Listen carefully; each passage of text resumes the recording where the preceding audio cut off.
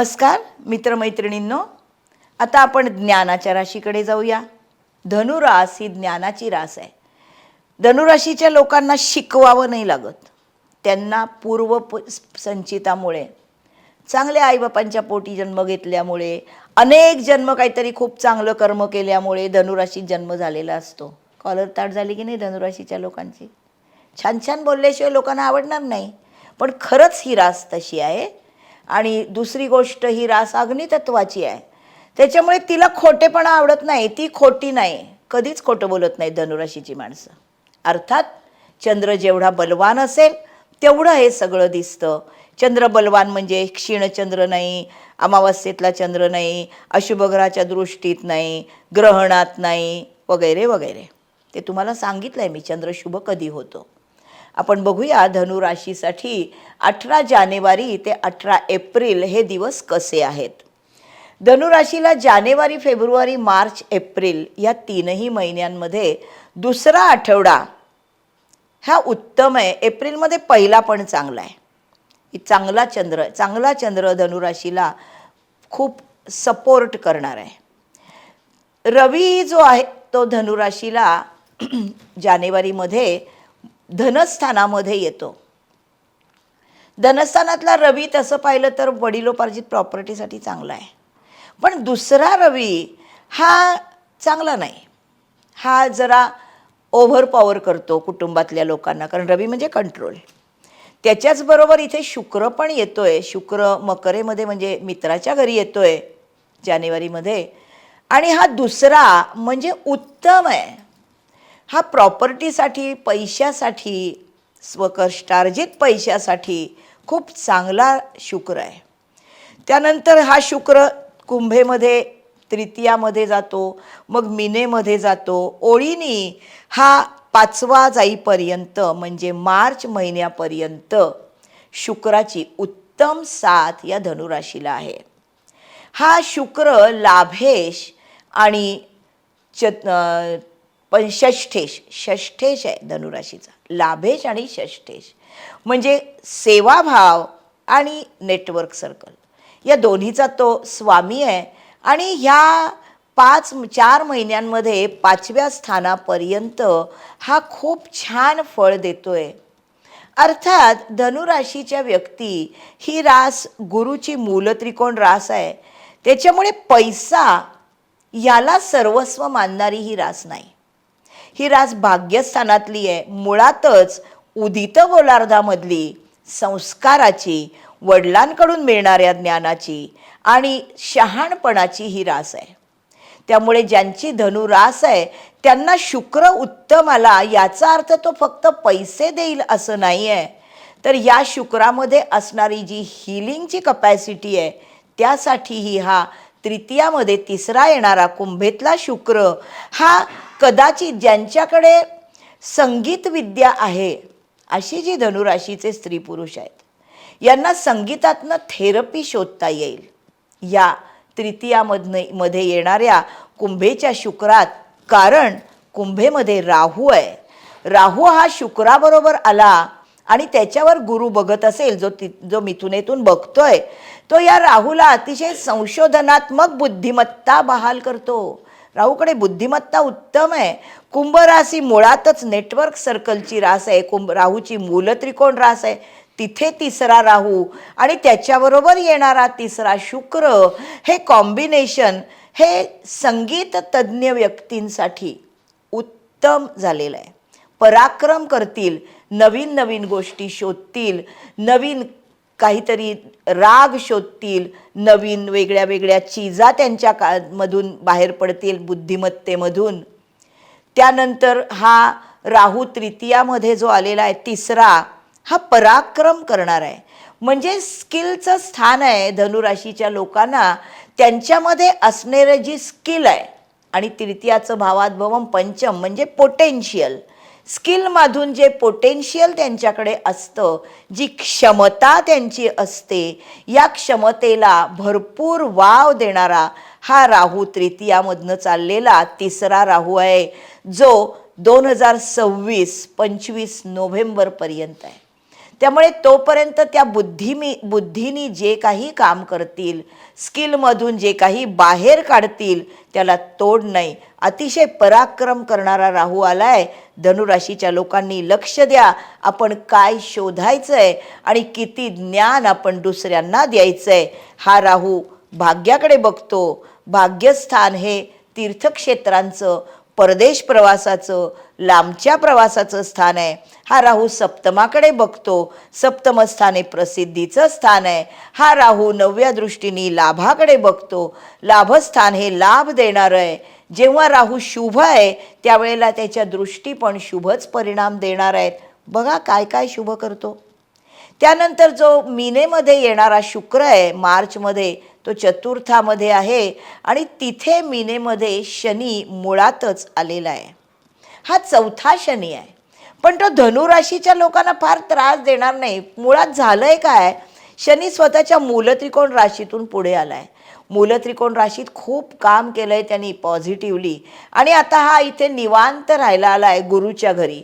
गुरु हा ज्ञानाचा कारक आहे आणि शनी हा त्या ज्ञानामध्ये ठाण मांडून बसलाय.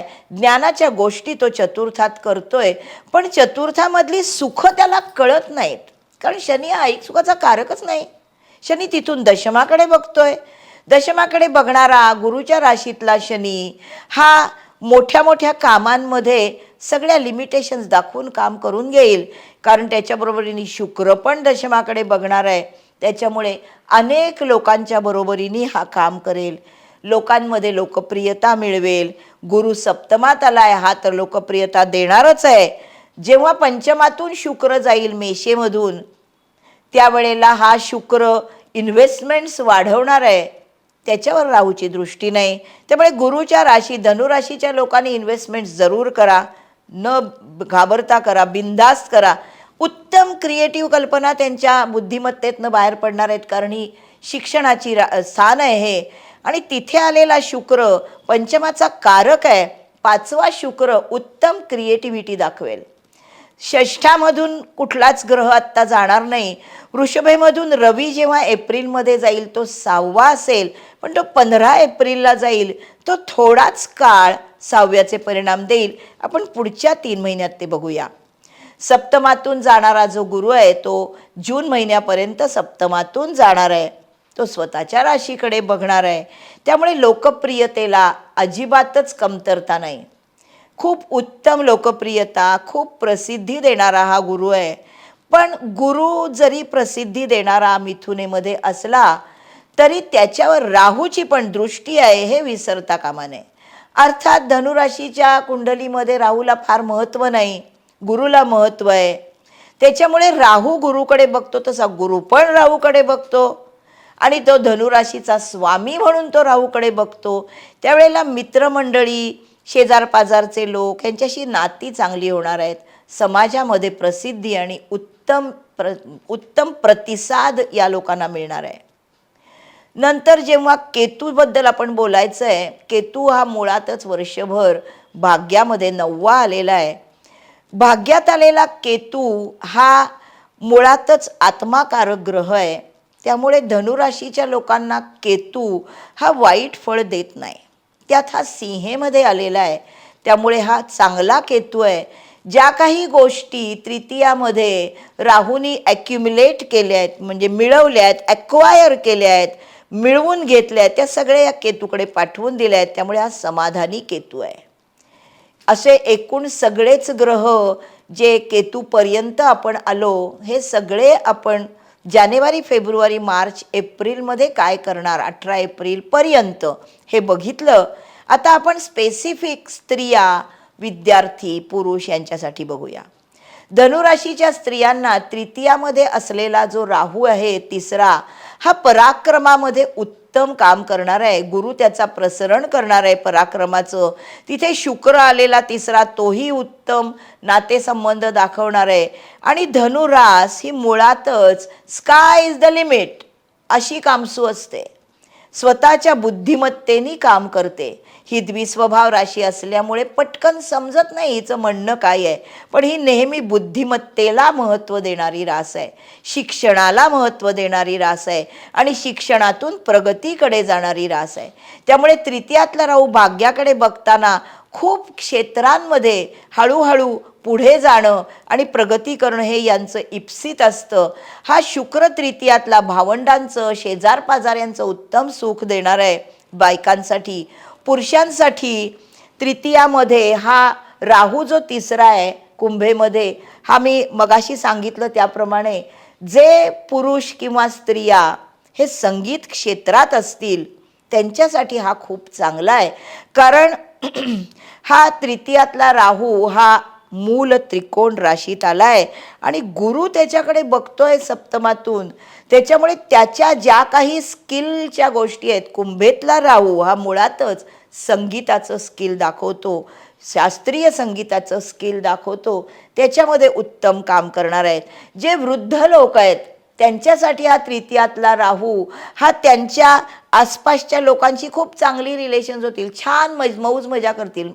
कारण तो भाग्याकडे बघतो, जवळपासच्या प्रवासाला जातील, लांबच्या प्रवासाला जातील, मजा करतील तिसऱ्या राहूमध्ये.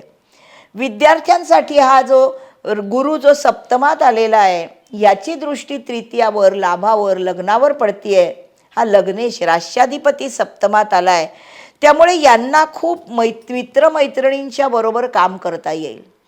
हा गुरु पंचमाकडे बघत नाही आहे किंवा भाग्याकडे बघत नाही आहे, त्यामुळे ह्यावर्षी त्यांना उच्च शिक्षणासाठी पुढे जाण्याचे योग धनुराशीच्या लोकांना दिसत नाहीत. केतू उलट भाग्यात आल्यामुळे विनाकारण तो प्रवास करू देणार नाही. एकूण बिझनेसमन जे आहेत त्यांच्या सप्तमातनं चाललेला गुरु हा सचोटीने उत्तम व्यापाराचं प्रसरण करतो. राहू पण त्या गुरुकडे बघतो, गुरु राहूकडे बघतो. यांच्या कुंडलीतल्या गुरुला जास्त महत्त्व आहे कारण तो गुरु त्यांच्या राशीचा स्वामी आहे. त्याच्यामुळे राहूचा वाईट प्रभाव या गुरुवर फारसा राहणार नाही. एकूण धनुराशीसाठी संमिश्र ग्रहमान आहे, पण धनुरास ही नेहमी पॉझिटिव्ह असणारी रास आहे. यांना निगेटिव्हिटी आली की दुसऱ्या क्षणी यांना पॉझिटिव्ह गोष्टी दिसतात. त्यांच्या मनाची धारणाच अशी असते की सगळं काही शक्य आहे, त्यांच्या आयुष्यामध्ये कुठलीही गोष्ट होणार नाही हा शब्दच नसतो आणि त्यासाठी त्या ज्ञानामधून झटणाऱ्या राशी आहेत. या राशीची नक्षत्र मूळ, पूर्वाषाढा आणि उत्तराषाढा. केतू, शुक्र आणि रवी हे या नक्षत्रांचे स्वामी आहेत.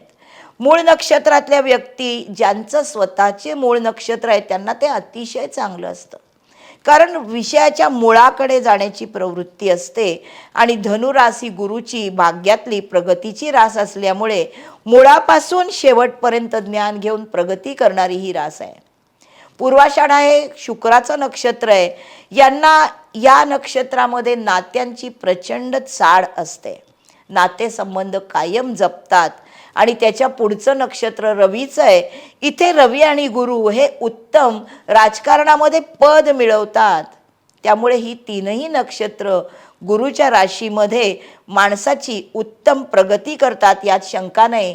पण ही रास उदित गोलार्धातली असल्यामुळे हे कायम लक्षात असू द्या की ही नक्कीच सर्वप्रथम आध्यात्मिकतेकडे जाणारी रास आहे, स्पिरिच्युअल रास आहे. दुसऱ्याचं खेचून मला हवं हे यांचं म्हणणं कधीच नाही. मी माझं कष्टाने माझ्या बुद्धिमत्तेतून मिळवीन आणि त्यामधून मी दुसऱ्याच्या उपयोगी पडीन, कारण गुरु हा चॅरिटीचा कारक आहे. असे आहात ना तुम्ही धनुराशीवाले? आपल्याला कसा वाटतो आपला चॅनल? तुम्हाला हा स्वतःचा चॅनल वाटायला लागला आहे? अजून लोकांना सांगा, सबस्क्राईब करायला सांगा, कॉमेंट्स करा. पुढच्या राशीकडे जाऊया. तोपर्यंत बाय बाय.